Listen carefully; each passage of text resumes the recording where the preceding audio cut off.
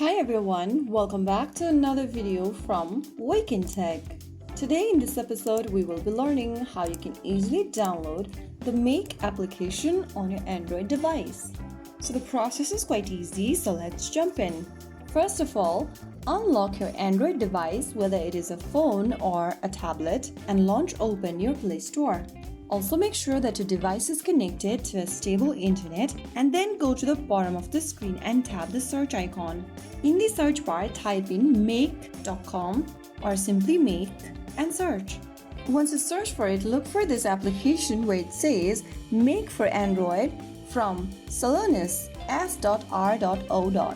Now, click on the install button to start downloading the app on your Android.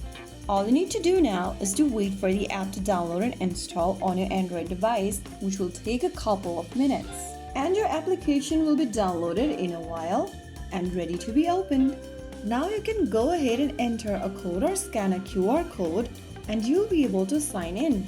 If you want to learn how to scan a QR code and get inside, check our other videos on Make and you'll be able to figure it out. So that's how you get the Make application on your Android. If you found the video helpful, don't forget to like, share and subscribe to our channel. I will see you again in the next video. Thank you for watching.